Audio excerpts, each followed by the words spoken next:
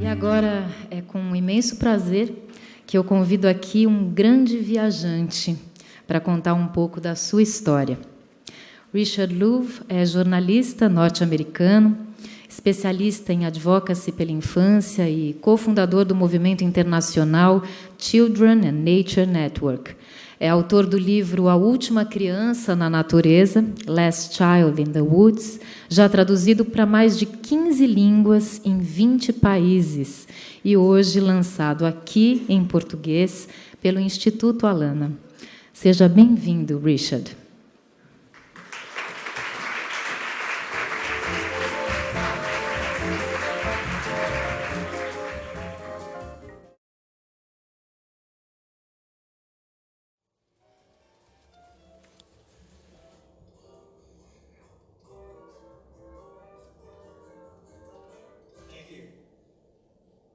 Obrigado.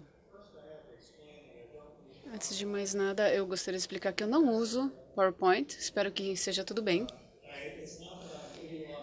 Não é que eu sou contra o PowerPoint ideologicamente, é que eu sou muito ruim mesmo. Eu já tentei 2 vezes. A primeira vez tinha muitas palavras na tela, eu fiz tudo errado. Então eu fiz de novo. E aí eu falei para uma plateia maior do que essa, e aí eu tinha trabalhado de verdade, e aí eu clicava e falava, e daí o pessoal estava olhando o PowerPoint de verdade. Eu achei, pô, eu sou bom pra caramba, acertei dessa vez, eu clicava e falava. Finalmente, quando eu virei, eu vi que tava o protetor de tela. E aí tinha umas fotos minhas com a minha mulher numa praia no México. E ela estava bonita nas fotos. Então foi a última vez que eu usei o PowerPoint. Agora eu tenho medo.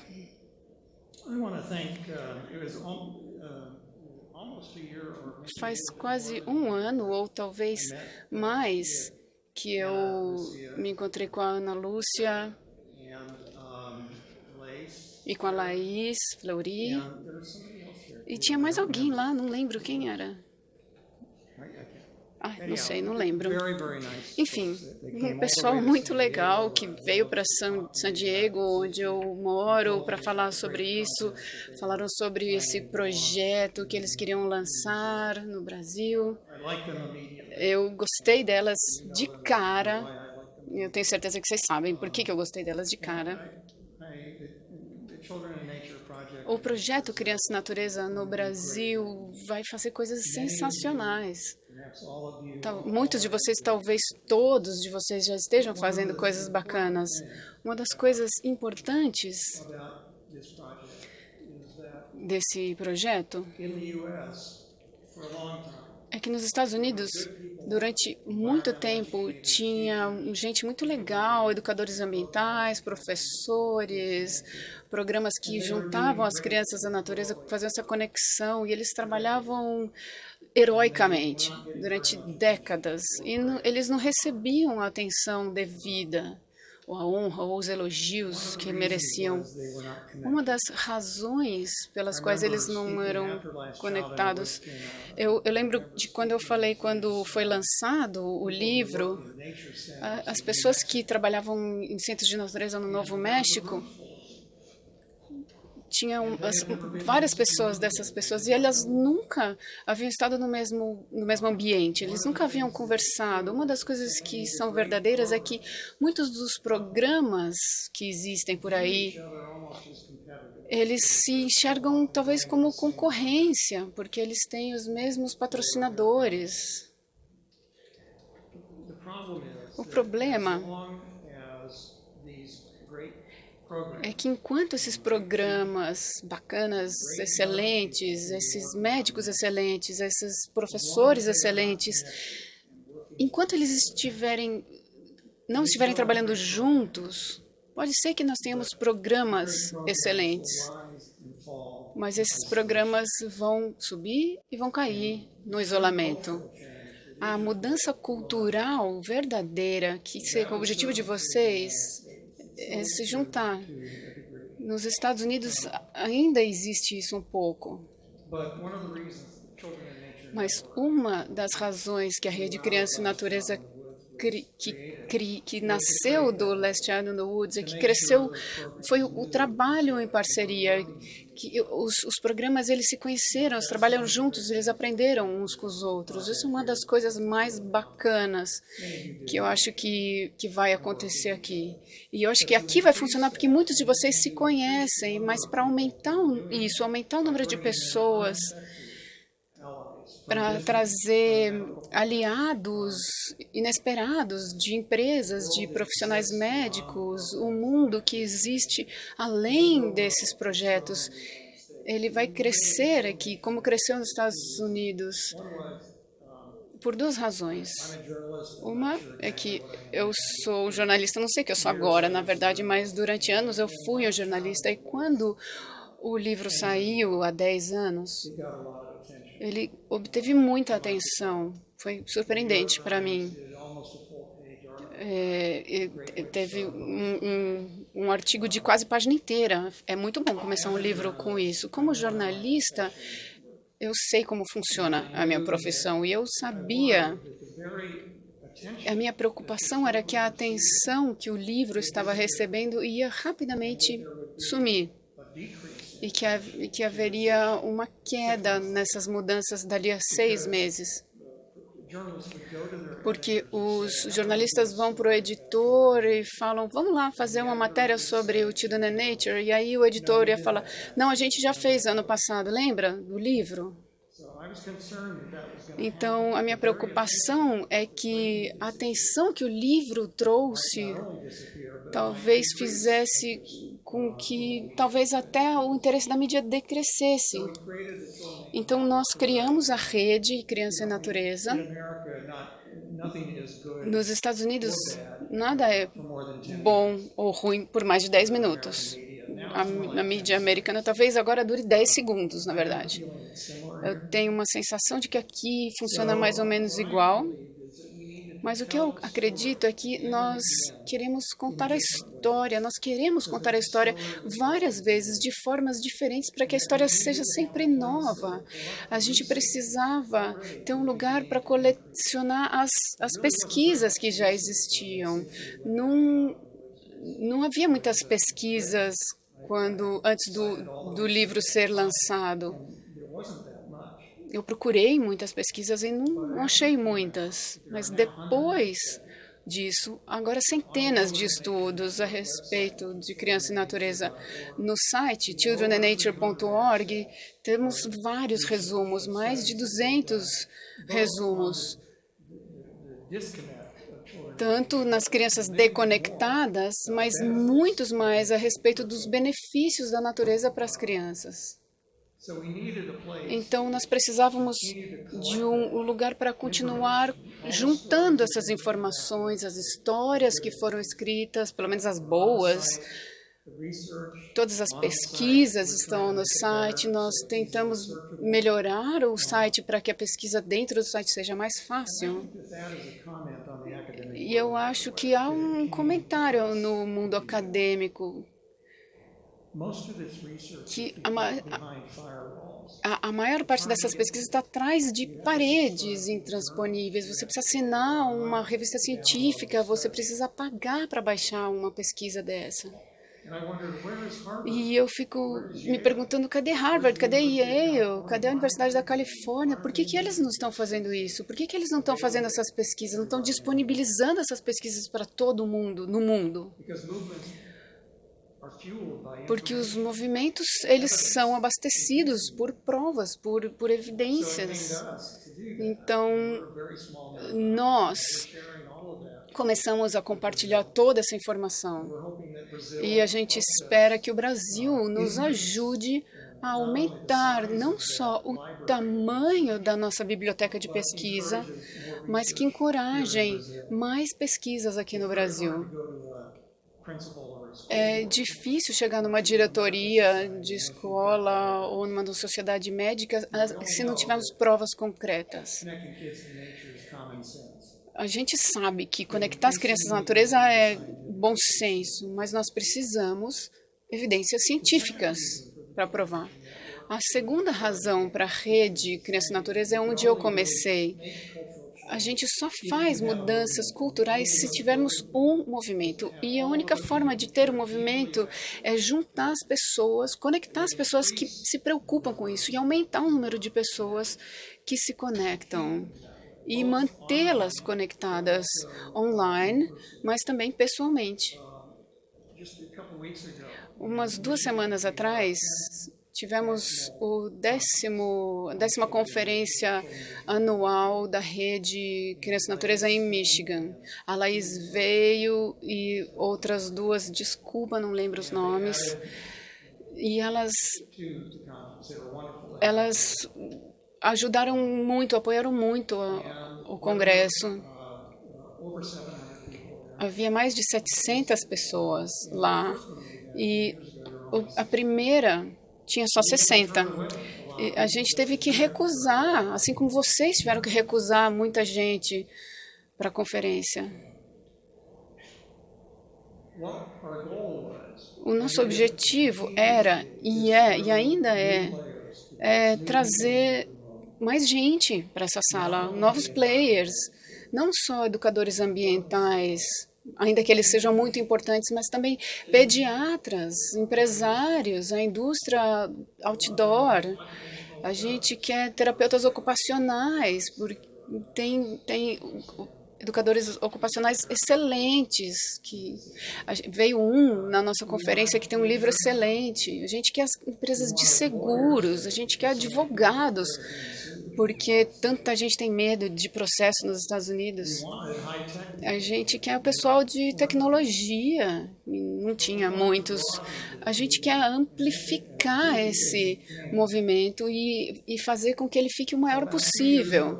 Há uns 3 anos atrás, eu fui convidado para ser palestrante para o primeiro cúpula da Casa Branca em educação ambiental. Eu aceitei. E 2 dias antes de eu falar, eu estava em Washington, D.C., e eu fui à Casa Branca, e aí eu descobri que eu teria que fazer a palestra 2 anos depois que o Obama tinha cortado 35 milhões de fundos para a educação ambiental. Eu falei, legal, eu caí numa armadilha, eu acho que eu devo ser quem pede desculpas aqui.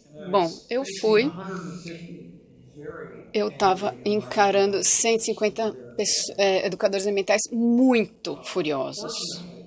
Por sorte, eles me mudaram de fazer a abertura para fechar e eles sacrificaram o secretário da Educação para abrir a conferência.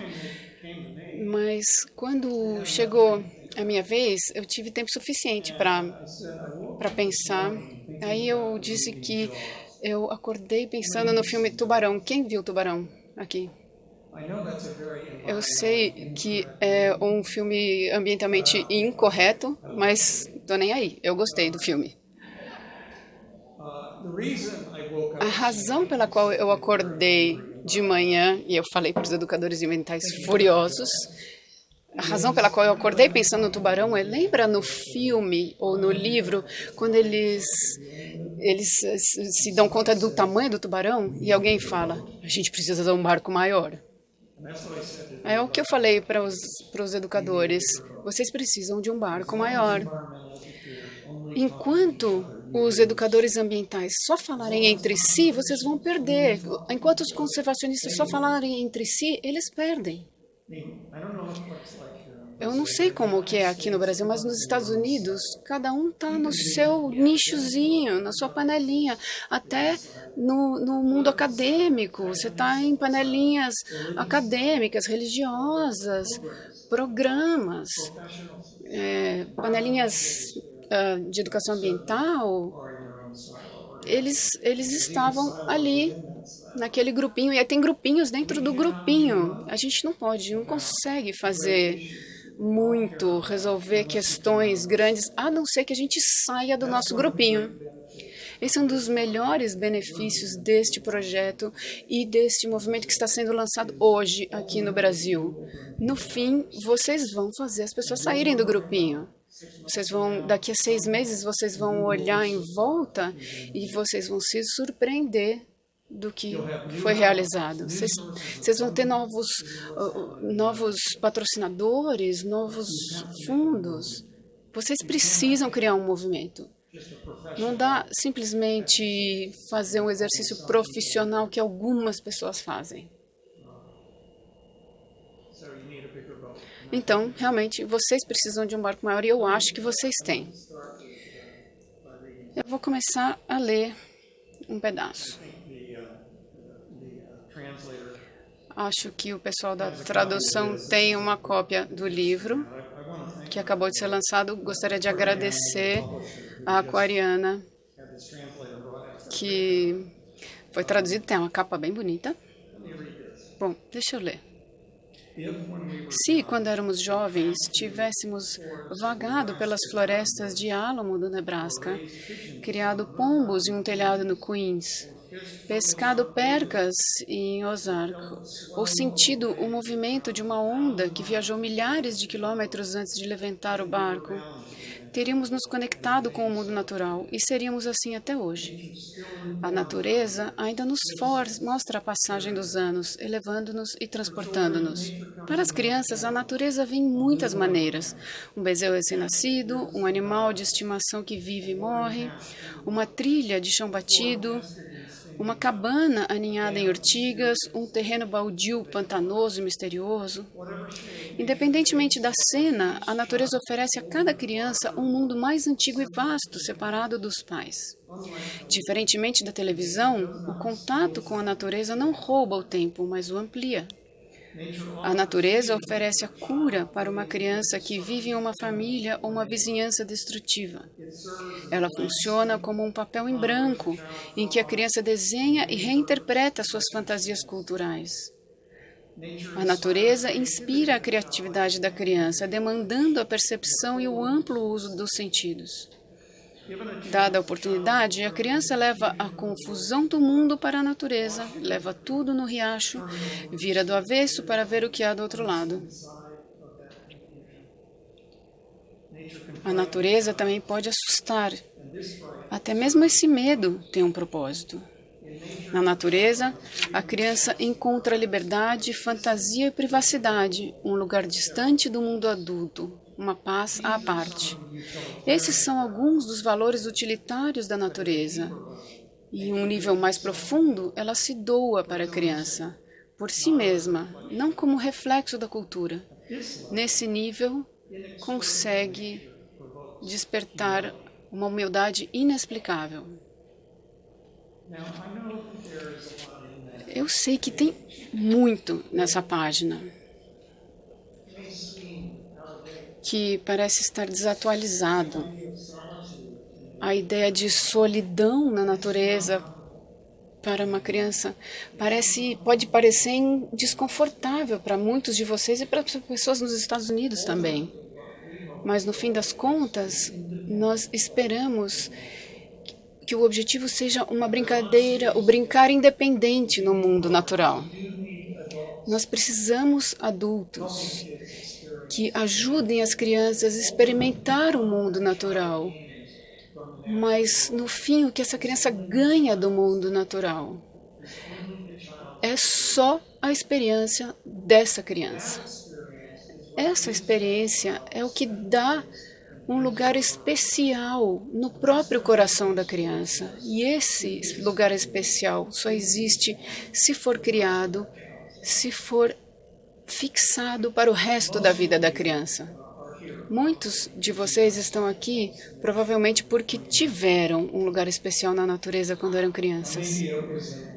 Talvez fosse numa vila da cidade, talvez fosse perto de um riacho ou uma praia, talvez numa floresta ou num rio, numa fazenda. Talvez fosse simplesmente na varanda do apartamento. onde quer que seja esse lugar onde você encontrou a natureza, eu tenho certeza, eu aposto que ainda está dentro do seu coração. E é por isso que vocês estão aqui. Não tem garantia nenhuma que as crianças do futuro terão um lugar no próprio coração quando elas forem adultas. O meu lugar especial do coração são as florestas que eram atrás do condomínio onde eu fui criado em Kansas City. Eu podia passar do meu jardim, pela cerca, para um campo de milho, onde eu tinha o meu forte. De lá para a floresta, e os campos se estendiam até o infinito. Eu passei muito da minha infância nessas florestas com o meu cachorro. Meus pais não sabiam onde eu estava, mas meu cachorro sabia. E eu encontrei uma coisa maior ali do que os meus pais e seus problemas. E isso ficou muito gravado no meu coração. Era a minha floresta. Quando eu tinha 8 anos, eu era o proprietário daquilo. Ou seja, com 8, 9, 10 anos, eu coloquei várias estacas para demarcação, né? As estacas que o pessoal que faz o desenvolvimento, antes de derrubar as árvores, eles marcam, né? Quando eles chegam com as máquinas para derrubar tudo. Com 8 anos, eu tirei tirei aquelas estacas e tinha muitos por trás da cerca. Alguns anos atrás, uma empresa de construção me disse seriamente que eu teria sido mais eficiente se eu só mudasse elas de lugar em vez de retirá-las. Porque aquela era a minha floresta, era o meu bosque. Eles estão ali, estão no meu coração, naquela época e ainda estão. E às vezes eu volto lá no meu coração, apesar de que as máquinas finalmente chegaram e retiraram aquele bosque, mas eles ainda existem aqui. Aquele lugar da natureza que você lembra como o seu lugar especial ainda existe no seu coração. E não há garantia que essas crianças no futuro vão ter esse lugar para onde voltar. Eu costumo contar essa história de tirar essas estacas de demarcação na selva onde que era minha. E eu contei uns anos atrás, no Novo México, para uma organização, tinha umas 500 pessoas na plateia, chamada a Coalição Corvera, que é uma organização que traz fazendeiros e ambientalistas, que os reúne para trabalhar na proteção da terra nos Estados Unidos. A metade das pessoas na sala estava com chapéu de cowboy. Literalmente estavam vestindo chapéu de cowboy. Eles eram os fazendeiros. E eu contei essa história. E aí depois, durante a sessão de perguntas, um fazendeiro levantou. E ele era fazendeiro mesmo. Aquele com jeans genuíno, né? Calça jeans genuína. Tinha uns 60 anos. Tinha um bigode branco. E tinha a pele queimada, chapéu de cowboy, aquele óculos grosso. E ele levantou e falou, você sabe essa história que você falou de retirar as estacas? Eu falei, sim. Ele falou, eu fiz isso quando eu era menino também. E depois, na frente de 500 pessoas, e metade estava com o chapéu de cowboy, ele começou a chorar. Esse cara fazendeiro durão. E apesar dele estar envergonhado, ele continuou a falar sobre como ele lamentava que ele era parte de uma das gerações que tinha essa sensação de propriedade da terra e naquele momento ele não tinha o que fazer mais sobre isso. Bom, um pouco depois eu estava dando autógrafo nos livros e uma outra fazendeira chegou, devia ter uma mulher de uns 40 anos, e ela disse que ela também retirou aquelas estacas quando ela era criança.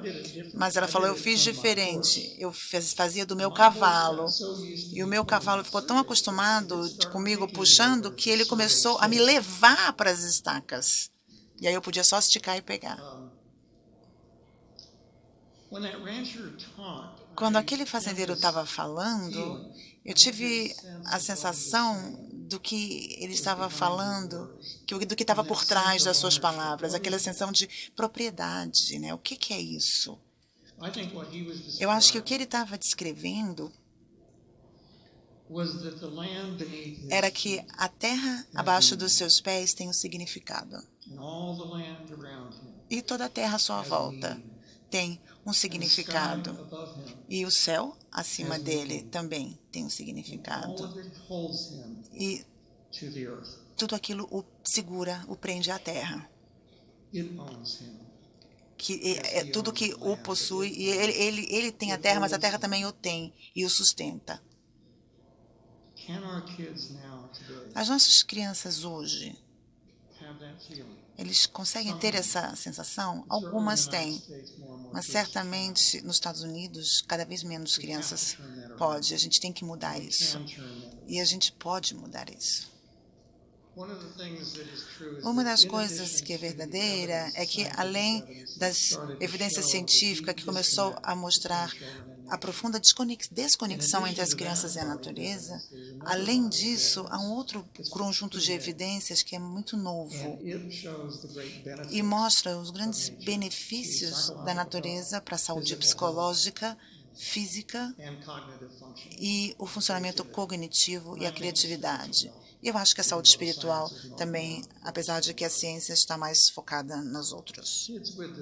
As crianças com sintomas de déficit de atenção, transtorno do déficit de atenção, só de andar entre as árvores no parque urbano, os sintomas começam a desaparecer em crianças com 5 anos. Isso é pesquisa que saiu da Universidade de Illinois, com vários estudos que mostraram que isso é verdadeiro. Mesmo a visão de árvores de uma janela pode ajudar as crianças no seu desenvolvimento cognitivo e na sua saúde psicológica.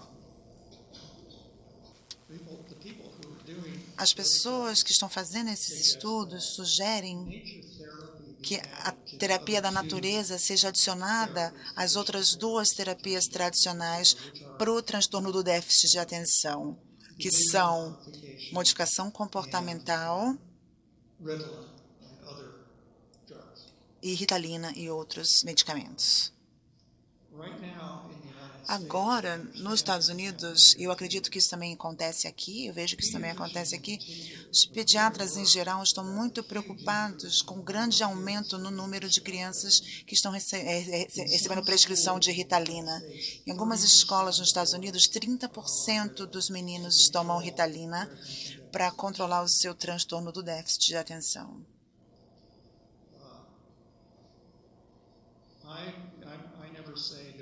Eu nunca digo, nunca dê medicamentos. Algumas crianças precisam de assistência medicamentosa com esses sintomas. Mas que proporção de todas as crianças que estão recebendo essas drogas tem algo com o fato de que a gente tirou a natureza deles para começo de conversa? O coorte que mais cresce de pessoas que recebem prescrição de antidepressivos são crianças pequenas nos Estados Unidos. Talvez tenha a ver com o fato de que a gente retirou a natureza das crianças e substituiu com outras coisas, e a gente fez isso tão rápido. O número crescente de suicídio adolescente nos Estados Unidos pode ter alguma coisa a ver com o fato que a gente mudou a infância tão rápido e a evolução não funciona tão rapidamente. A gente tem que ter uma alternativa. A gente não pode simplesmente dizer para os pais para desligar a televisão sem dar uma alternativa. A gente não pode dizer para eles falar para eles limitarem os tempos de videogame e tudo isso, a não ser que a gente ofereça uma alternativa. Eu acredito que a natureza seja essa alternativa. E tem um efeito muito rápido nessas crianças. Outros estudos, há mais estudos sobre saúde mental do que de saúde física. Os estudos de saúde mental, por exemplo, parques urbanos que têm o melhor impacto em bem-estar psicológico entre as pessoas, adultos ou crianças, os parques urbanos que têm o melhor benefício para a saúde psicológica são aqueles que têm a maior biodiversidade. Eles têm o maior número de plantas e animais diferentes. Isso num parque urbano. Eu tenho uma teoria sobre isso, que é que quando nós estamos na presença, inclusive nas cidades, na presença de outras espécies, a gente não se sente tão só. Muitas das nossas patologias, eu acredito, como espécie, têm a ver com a nossa arrogância, que a gente pode viver sozinho, que a gente não precisa de mais ninguém, em termos de espécies. Mesmo o ambientalismo, quando fala de outras espécies, sempre fala deles como coisas separadas, coisas a ser contadas e estudadas, que estão lá longe. Eles são nossos iguais. E quando nós estamos com eles, nós não nos sentimos tão sozinhos. Por isso que há um aumento no número de cachorros nos Estados Unidos. Eu estava em Toronto um ano atrás, e o planejador de cidade disse que tem mais cachorros em Toronto do que crianças. Mais uma vez, eu acho que isso tem a ver com o nosso desejo, nossa fome, nosso desejo profundo de não estar sozinhos nessa terra. E por que a gente quer encontrar outros seres em outros planetas e a gente procura. Talvez, eu imagino que não seja uma boa ideia encontrá-los, né? Podem não ser amigáveis. Então, por que isso? Por que essa sede? Eu fiz uma história um tempo atrás sobre os caçadores do pé grande. Eu fui numa conferência em Vancouver que trazia os acadêmicos que estudavam o pé grande e essas lendas de homens peludos na floresta com os reais caçadores do pé grande.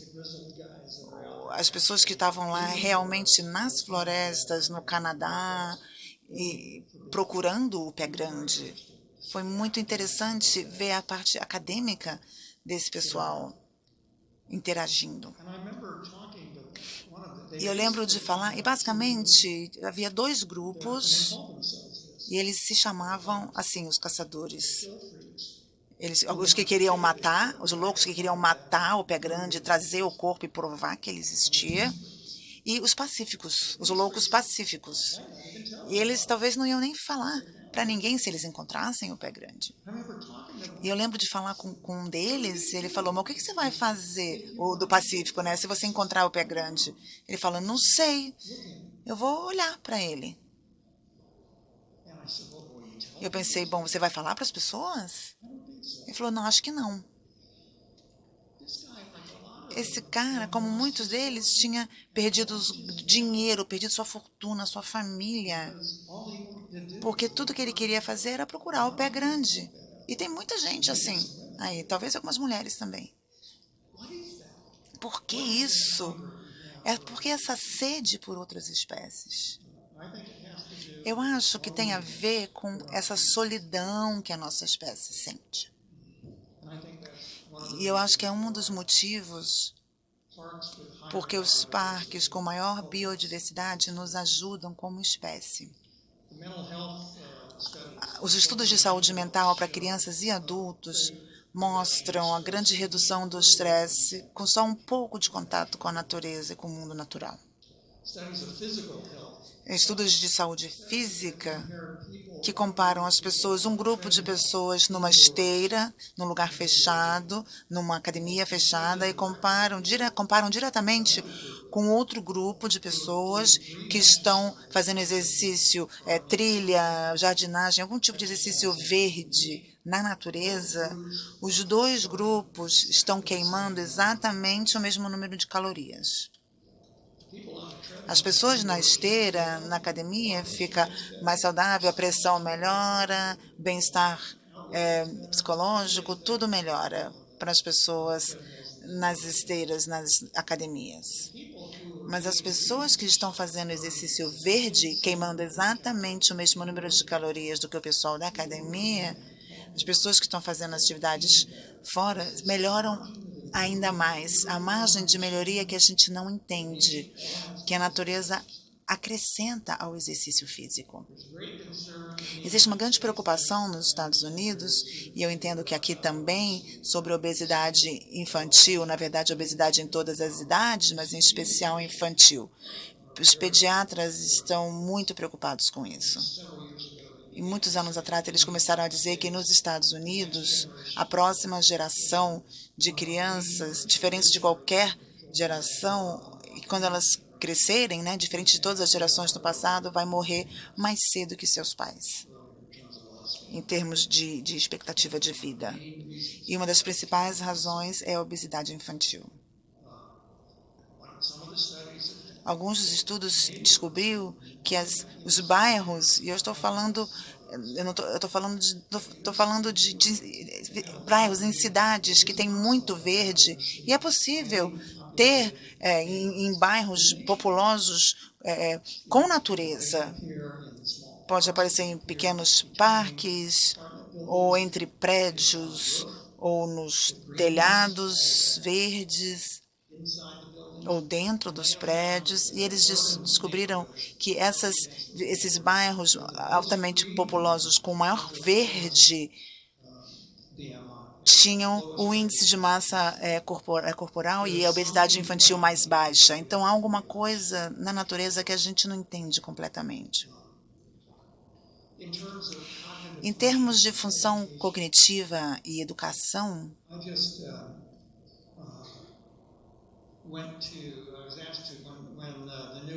quando o livro Vitamina M saiu, alguns meses atrás, a CBS, Rede de Televisão, pediu para eu ir para uma escola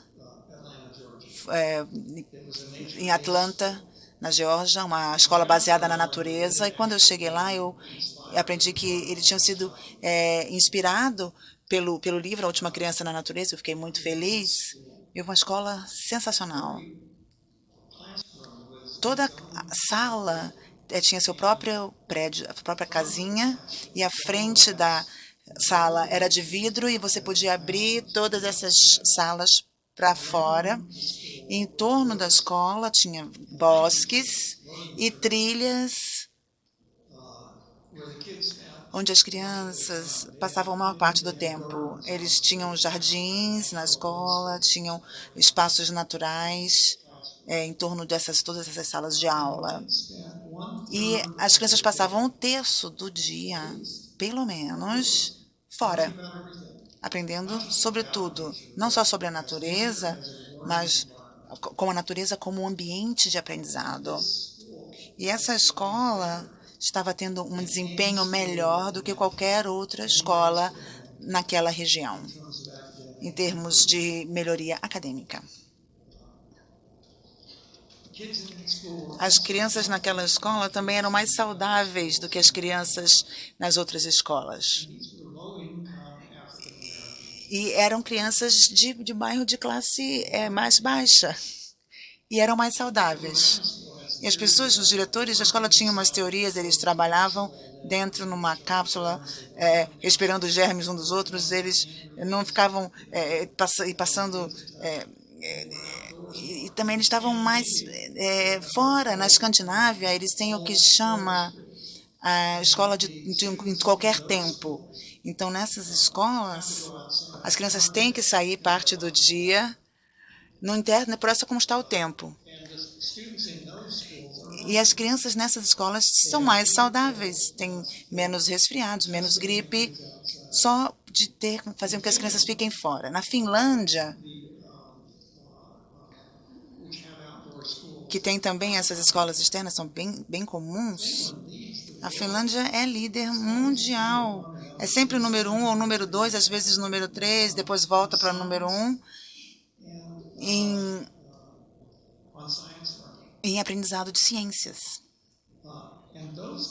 E essas crianças gastam normalmente 40 a 45 minutos na sala e depois saem por 15 minutos, depois voltam para mais 45 minutos e aí saem para mais 15 minutos o dia todo. Então, elas entram e saem o dia todo.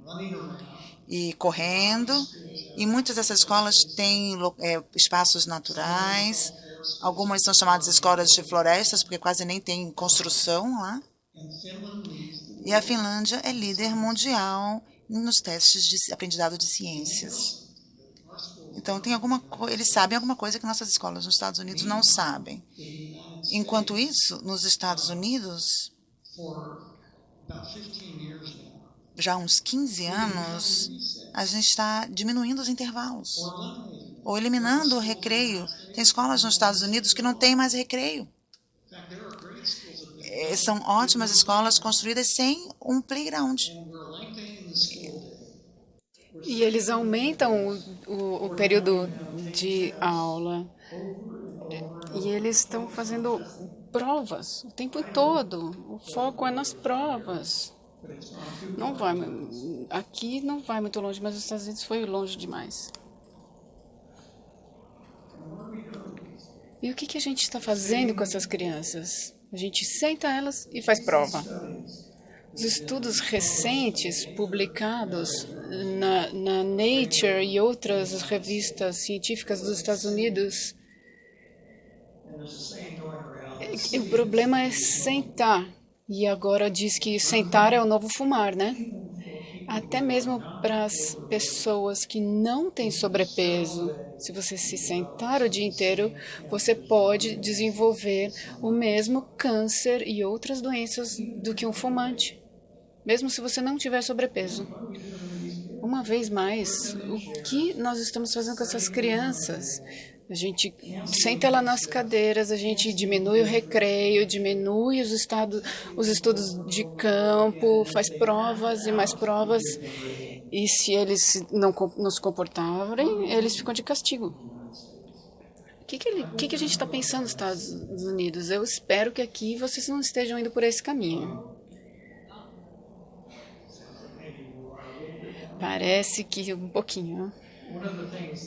Uma das coisas que isso desenvolveu na administração do Bush foi chamado de não deixemos nenhuma criança para trás. Foi estabelecido com as melhores intenções.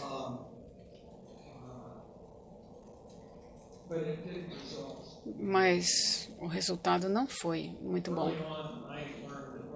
Eu aprendi que se a gente quisesse realmente uma reforma educacional, a gente não deveria deixar nenhuma criança para dentro. Novos estudos, a propósito, quase toda essa pesquisa que emergiu nos últimos 12, 15 anos são correlacionadas, não é causal. Nós não temos estudos de 30 anos.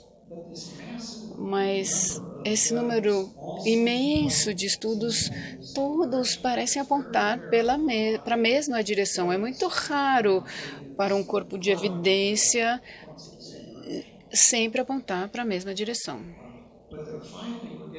Mas, finalmente, a gente está obtendo algumas provas de que ele é longitudinal.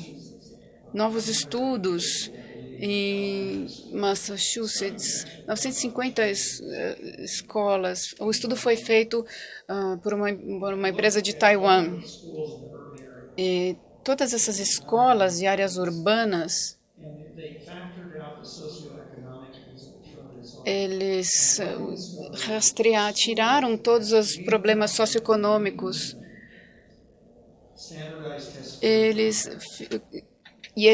Os testes foram melhores nessas escolas. As mesmas pessoas fizeram fizeram esse teste na universidade, os resultados foram os mesmos. Então, funciona melhor nas crianças com maior necessidade. Essa escola que eu falei que visitei na Geórgia, eu saí pensando que realmente a melhor educação não é através da tecnologia. A educação de ponta se dá através da natureza. Fazer a escola ficar mais verde.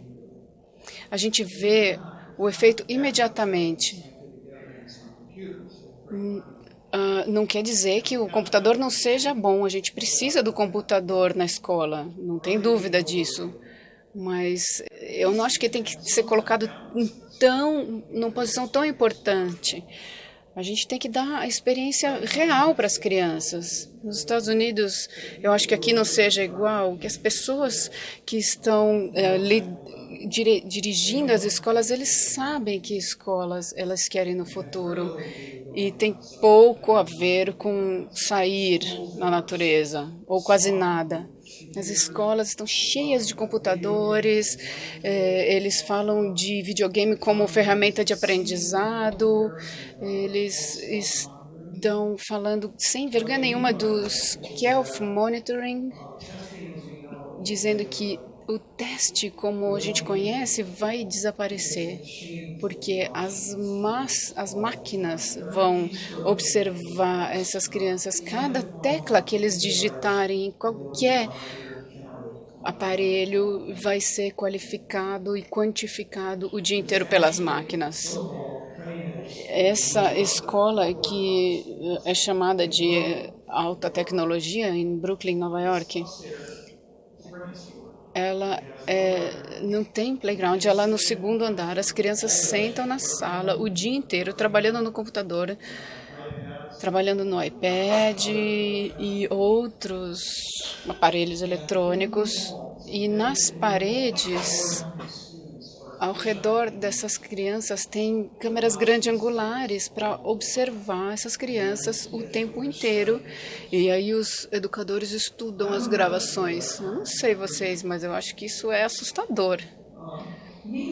Enquanto isso, você tem essas escolas na Escandinávia, e a escola que eu visitei, que é sensacional. E as crianças daquela escola na Geórgia eram sensacionais. Um menininho de 6 anos, ele acabou de sair de uma caminhada onde aprendeu matemática na caminhada. Ele vem correndo para dentro da sala e ele fala para o professor: professora, tem muita natureza ali fora e eu só tenho 2 olhos e um cérebro, vou explodir.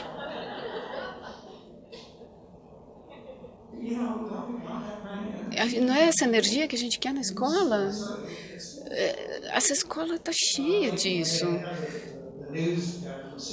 Tem um cara da CBS, um repórter da CBS, falando comigo lá na escola.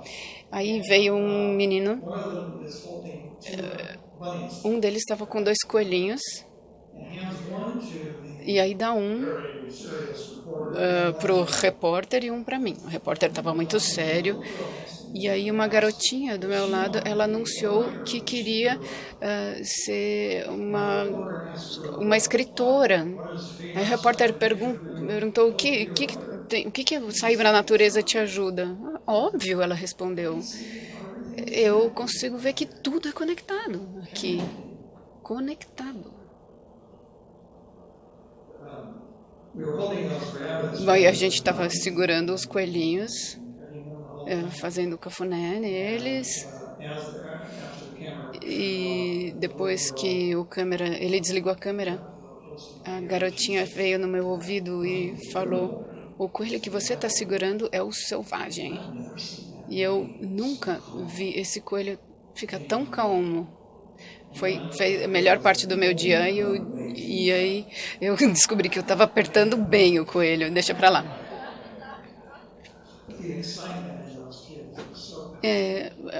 Falar com essas crianças é muito legal. Apesar essas escolas tecnológicas estão indo na direção errada. Essa escola que eu descrevi na Geórgia começou por um cara que é totalmente tecnológico. Ele era encarregado da primeira campanha tecnológica de um dos candidatos americanos. Ele passou 6 meses na Casa Branca trabalhando com questões tecnológicas antes de voltar para a Geórgia. Ele era um cara de tecnologia, porque ele dirigia um Tesla. A gente precisa desse pessoal da tecnologia no nosso barco maior mesmo. A coisa interessante é que eles sabem disso. Steve Jobs não deixava os filhos pequenos brincar com o iPad. É sensacional quantos dos líderes do Vale do Silício têm chalés na montanha para irem se recarregar e para voltar e virarem programadores melhores. Eles sabem do efeito da natureza, mas eles não falam disso porque eles precisam vender o produto. A gente precisa desse pessoal do nosso lado, a gente precisa desses caras que começou essa escola de natureza.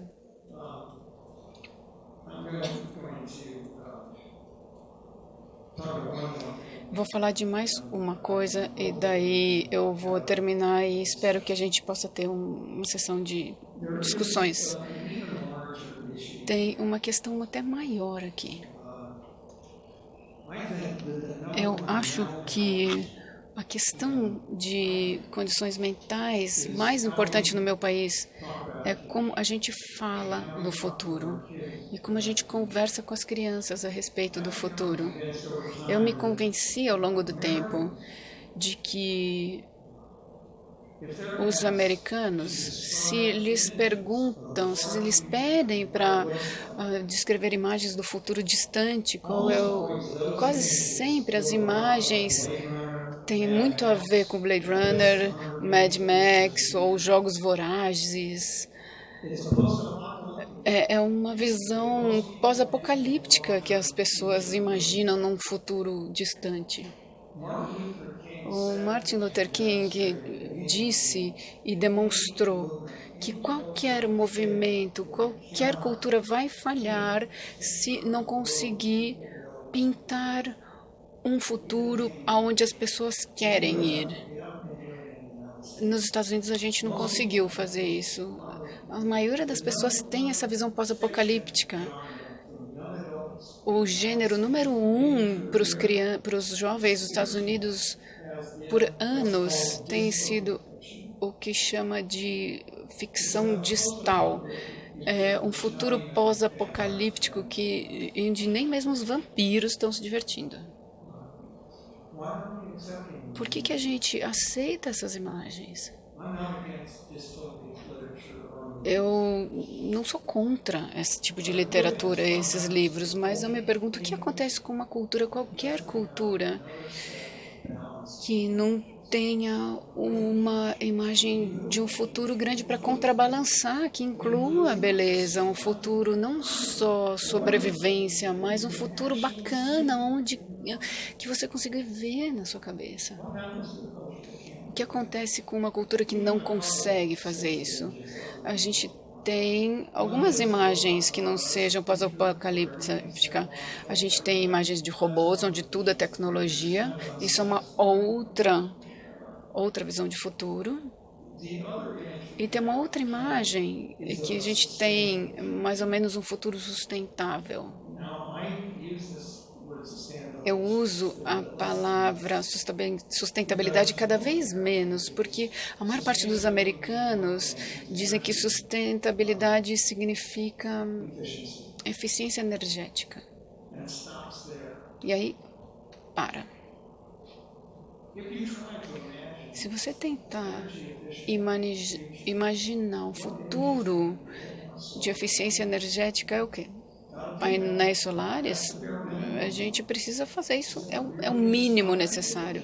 Será que essa é a inspiração? A gente vai fazer a sustentabilidade baseada em painéis solares?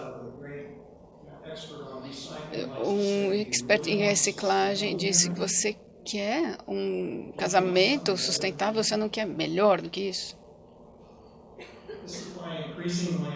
É o que eu falo cada vez mais. Não quero cidades sustentáveis. Eu quero cidades ricas em natureza, escolas e jardins e casas cheias de natureza que tragam rotas de migração de borboletas, cidades que virem motores da biodiversidade e da saúde humana através da natureza. Nós temos que começar a desenvolver essas imagens para esse futuro.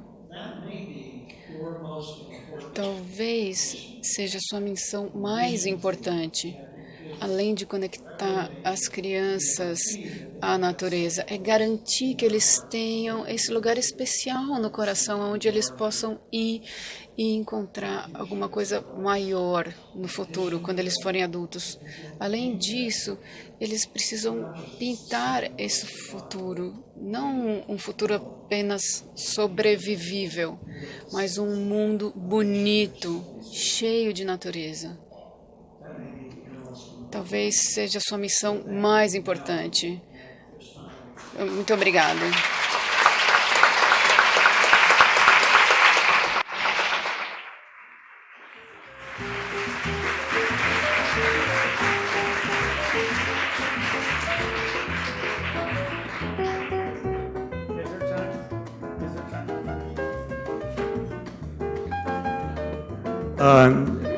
They say there is time.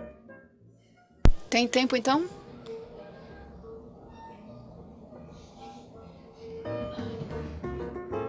Obrigada, Richard, pela presença. Vamos abrir para as perguntas e eu convido a Ana Lúcia Vilela, fundadora e presidente do Instituto Alana, para ser a mediadora.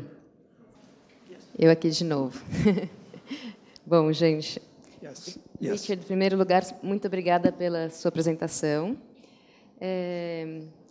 Eu vou começar fazendo uma provocação para Marcos, Estela e Luana, da Maria Farinha. Acho que todo mundo escutou. Precisamos de um filme mostrando um futuro positivo, né? A gente já tinha conversado sobre isso antes. É isso, vamos fazer, né? Mas aí acho que eu só ia ampliar, né? Que não é só filme que a gente precisa de livro, desenho animado, enfim, tudo que possa, né? Professores contando histórias, imaginando um futuro melhor. A gente precisa de muita coisa para levar as crianças e a nossa sociedade para esse lugar, né? So, when we were in the United States and we met, quando você estava nos Estados Unidos, a gente se encontrou. Você estava nos dizendo como você estava feliz, pensando como era possível ter uma criança super envolvida, super feliz, olhando uma formiguinha, uma plantinha no apartamento, e que seria super bom ter contato com a natureza. A gente tem uma pergunta aqui sobre a falta de acesso que algumas crianças têm, especialmente as pessoas mais pobres, de acessar parques e praças. Eu gostaria que você comentasse sobre isso. É meio óbvio que esta cidade é muito densamente populada e ainda que você tenha alguns parques fora da cidade, não tem acesso fácil. É difícil numa cidade tão densamente populada como esta. Eu falei na China alguns meses atrás, em Beijing e outras cidades grandes. Primeiro eu fiquei surpreso como as pessoas estavam comprometidas com esse assunto em conectar as crianças à natureza. Uma das razões é que eles sabem que eles não podem fazer muito a respeito da poluição no ar, a não ser que eles convençam os pais que isso é bom para o filho único deles. Agora a política passou para 2 filhos. Então, eles falam com os pais a respeito dos benefícios à saúde para as crianças. Não só as toxinas que estão no ar e se livrar delas, mas os benefícios para as clientes, para transtorno do déficit de atenção e as coisas que eu já falei. Mas nas cidades que tem muita poluição muito densa, há muito pouco do que a gente considera natureza e as pessoas estão encontrando isso. Eu fui numa pré-escola de natureza, era no térreo de um prédio grande de apartamentos, na esquina, e eles tinham natureza nas pequenas salas de aula. E também tinha um jardim, que era metade do tamanho desse palco aqui, e as crianças ficavam muito tempo naquele jardim. Então, tinham legumes que eles criavam, e eles tinham muito só dessa pequena pedaço de terra. E também falavam de outros lugares, das varandas, qualquer pouquinho de natureza que eles puderem ter, mesmo olhando pelas janelas, onde eles podem observar nuvens. Tem um nível em inglês, que é o livro sobre identificar as nuvens, formatos nas nuvens. Qualquer pessoa pode fazer se conseguir ver nuvens da sua janela. Na verdade, eu lembro que eu estava com uma família uma vez, conservacionistas nos Estados Unidos, e tinha um menininho que tinha uma doença que ele não podia sair. Então, voltando para casa, eu descobri no aeroporto esse livro sobre a questão de observar as nuvens e mandei para a família. Então, agora esse menino senta na janela do seu quarto e ele observa as nuvens e os pássaros e tudo isso. Então, a gente tem que ter muito cuidado com as nossas expectativas do que é a natureza. Frequentemente, nos Estados Unidos, as pessoas acham que o Parque Nacional de Yosemite é a natureza e todo o resto não é. Mas existe a natureza nas cidades. O Sierra Club fez há muito tempo, eles vão para as cidades e colocam mochilas nas crianças e nos adolescentes, eles saem para passear pelo seu próprio bairro procurando a natureza. E eles encontram, não é nada espetacular. Pode ser o gramado entre as calçadas, pode ser um beco onde cresceu algumas plantas, pode ser algumas árvores, mas eles encontram a natureza e eles tiram o que eles conseguem daí. Então, isso dito, é muito importante, e um dos preceitos desses livros é que a conservação não é suficiente. A gente precisa criar natureza. A gente precisa criar nova natureza. Isso pode soar estranho, mas a gente pode replantar as cidades. A gente pode ter telhados verdes que dão habitat natural para borboletas, para trazer a migração de borboletas de volta. Toda uma arena chamada arquitetura biofílica, que vocês ouviram falar mais cedo hoje, as pessoas que trabalham nesses locais de trabalho que têm o design com arquitetura biofílica, as pessoas ficam menos doentes, a produtividade aumenta. Então, as cidades podem ser assim, incorporando mais natureza de formas diferentes através do design, da criação da natureza. E isso pode acontecer também. Tem algumas perguntas aqui que são mais ou menos parecidas. Dizem que você falou muito sobre as escolas e o papel em ter mais ou menos natureza. E parece que a questão aqui é mais sobre a questão da criação e dos pais, porque os pais estão desconectados com a natureza.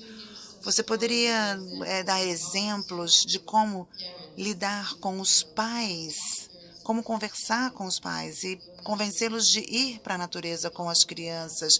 Você poderia dar exemplos de organizações comunitárias e como conectar os pais com a natureza para que eles levem seus filhos? Esse é um ponto muito importante. Se a gente só conectar as crianças com a natureza, a gente não vai ter sucesso. A gente tem que realmente trabalhar com os pais e com os avós.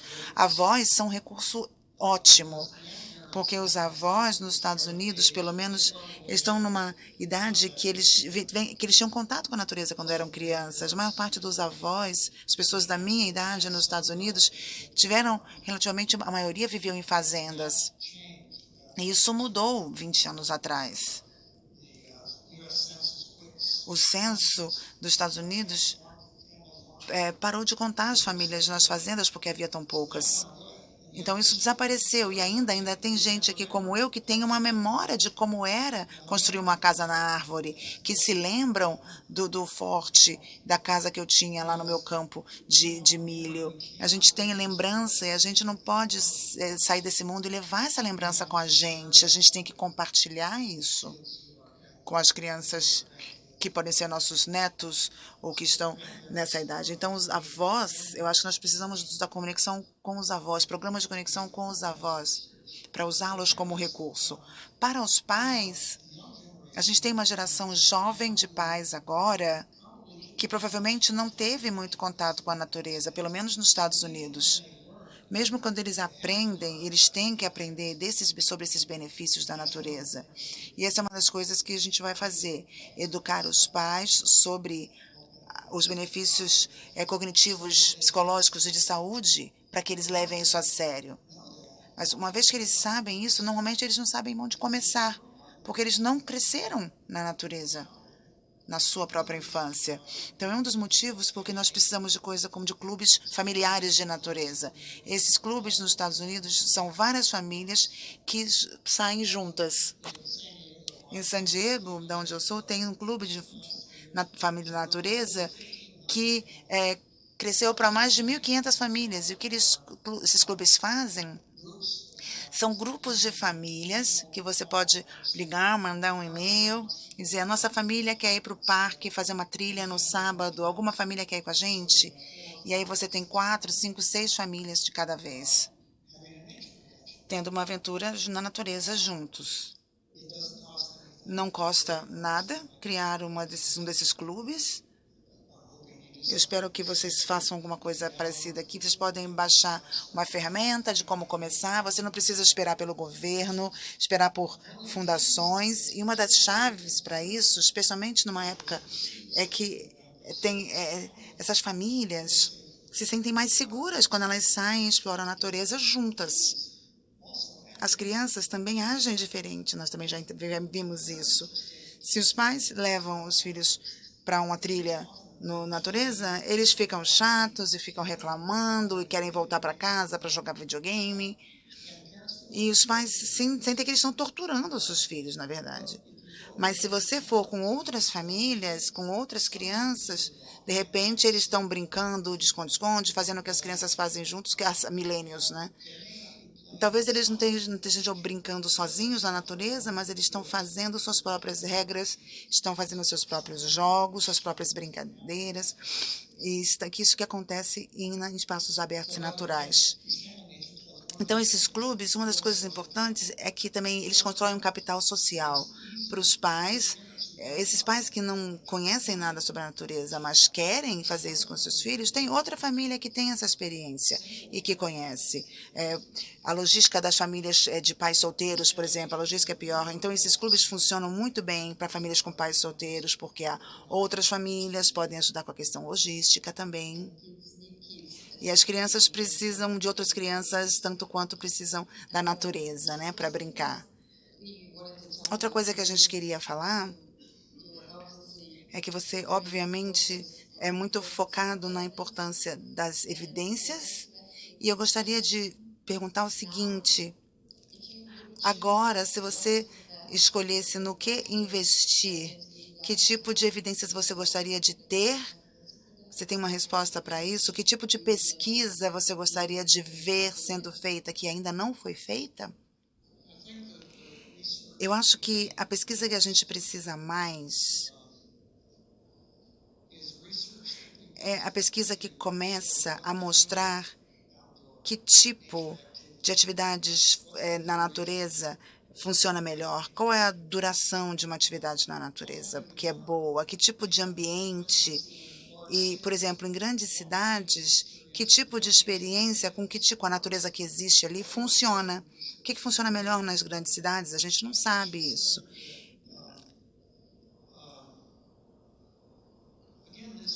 Eu vou dizer que essa pesquisa é muito nova, e é chato admitir isso. E é porque a ciência tem um ponto cego aí sobre o que é a natureza. Mas eu dei uma palestra em 2010 na Academia Americana de Pediatria. Os pediatras são seus aliados, especialmente os pediatras, eles têm a confiança dos pais, e nos Estados Unidos está começando a mudar o que os pediatras fazem. Duas coisas que eu disse para eles.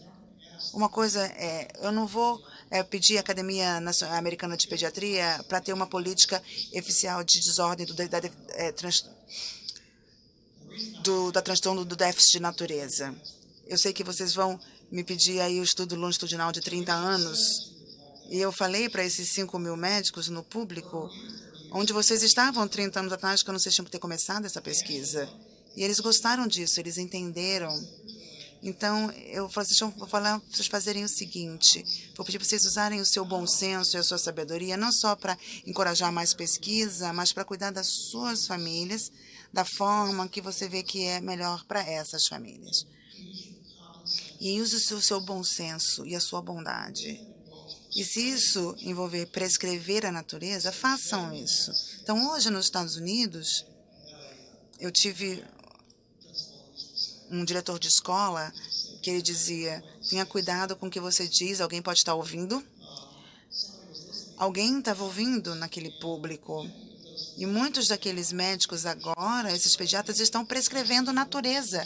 Eles têm uns blocos de receituário, e o médico em Washington, o Dr. Robert Zarr, que voltou e organizou todos os outros pediatras em Washington para começar a prescrever natureza, não só baseado em pesquisa, mas baseado em bom senso e baseado no fato de que eles veem morbidades nas crianças no seu consultório todos os dias, que os métodos atuais não estão funcionando.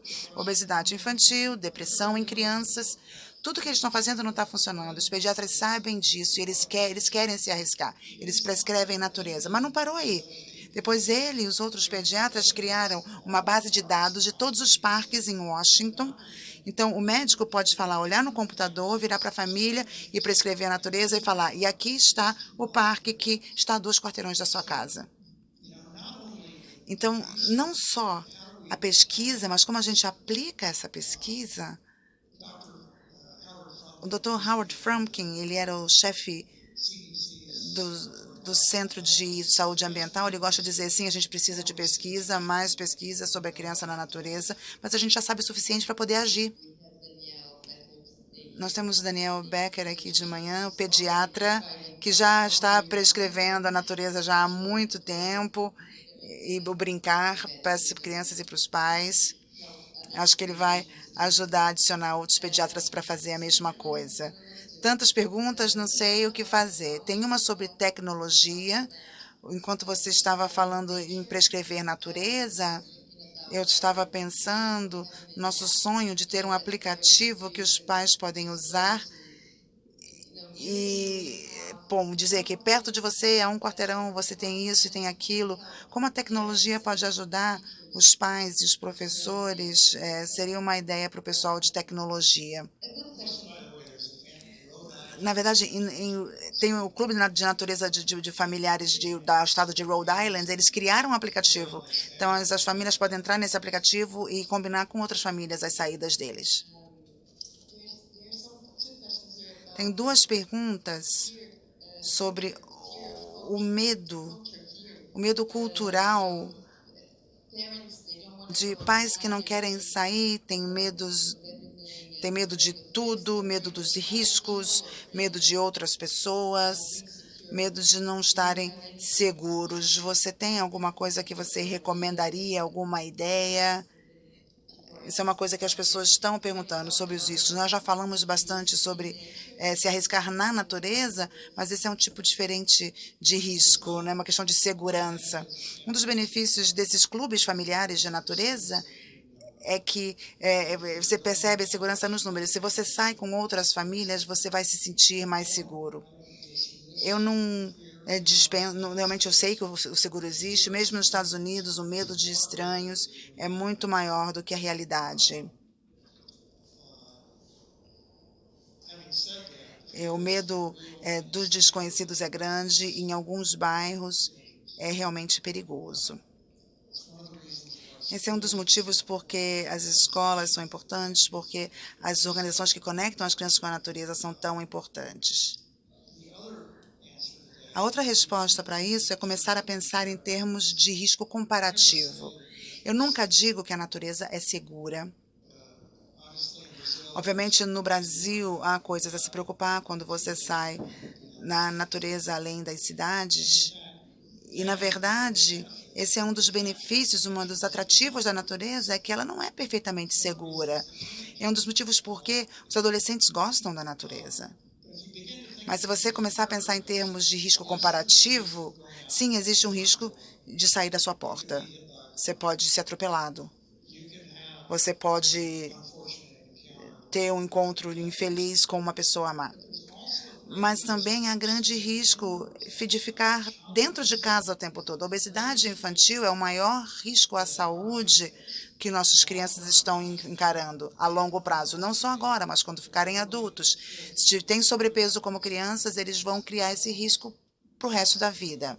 Esse é um risco real. Existe uma outra forma de olhar, de ver isso também. E, na verdade, o novo livro, eu sei que tem vitamina, aqui chama vitamina S, né? Eu chamo de vitamina N nos Estados Unidos, e diz 500 coisas que os pais das organizações têm que fazer, e tem uma seção ali sobre riscos. Existe um especialista em psicologia infantil que eu conheci, que diz que a primeira razão que as crianças se machucam quando estão subindo em árvores, porque caem das árvores, é porque eles não têm a força na parte superior do corpo para se segurar nas árvores. Então, ele diz que a gente tem que construir essas crianças. Então, o nome desse capítulo é Não Corte as Árvores, Construa as Crianças, dê essa força às crianças. É uma abordagem diferente. Você reconhece o risco, você prepara as crianças para se tornar resistentes.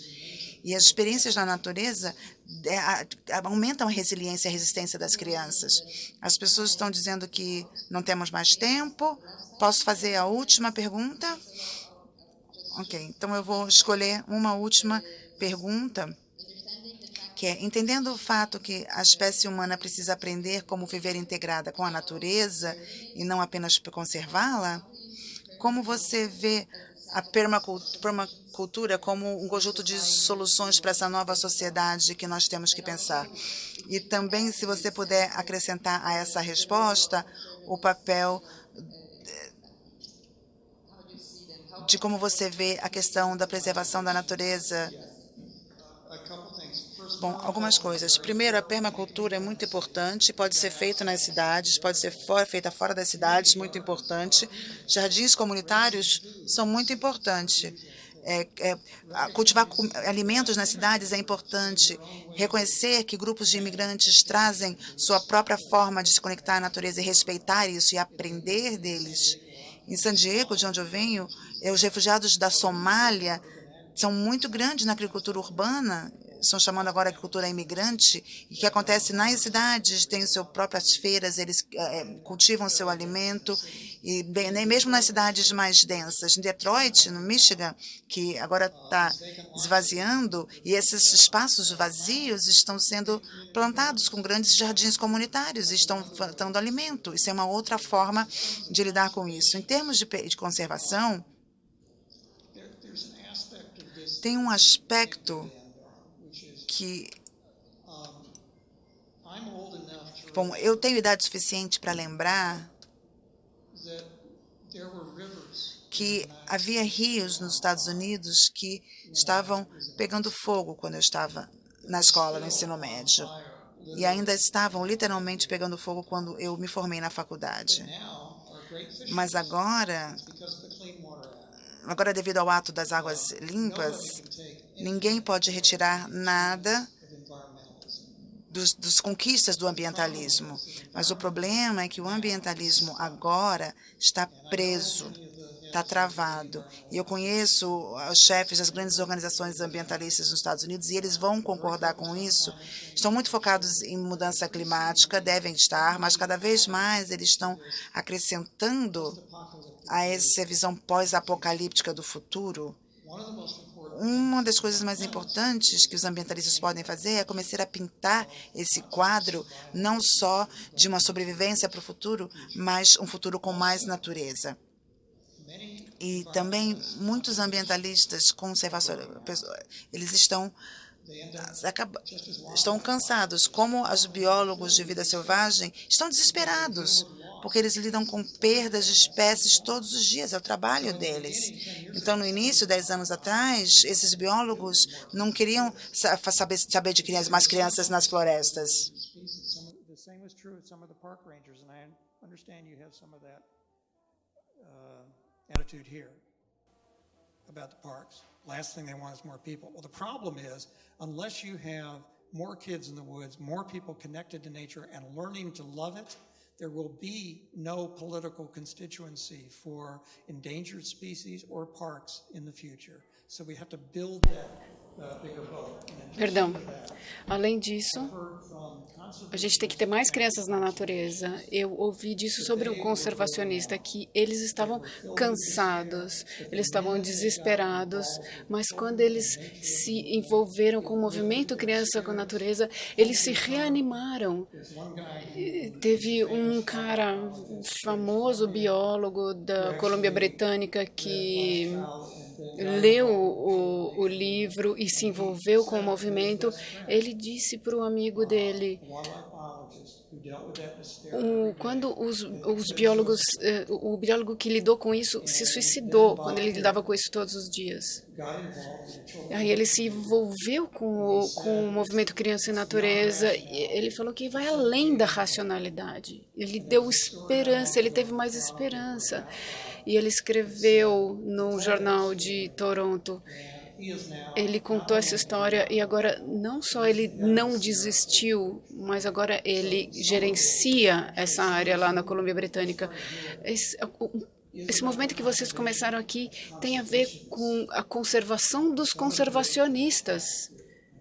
É uma das tarefas mais importantes que vocês têm aqui. Muito obrigado por vocês estarem fazendo isso. Quer dizer, eu espero que vocês, daqui a 5 anos, tenham feito muito mais do que nos Estados Unidos, ou talvez não. Muito obrigado por nos inspirar. O Richard vai ficar aqui dando autógrafos no livro. Ele também vai para o Rio na quarta-feira. Obrigada a todo mundo. Obrigada a todos.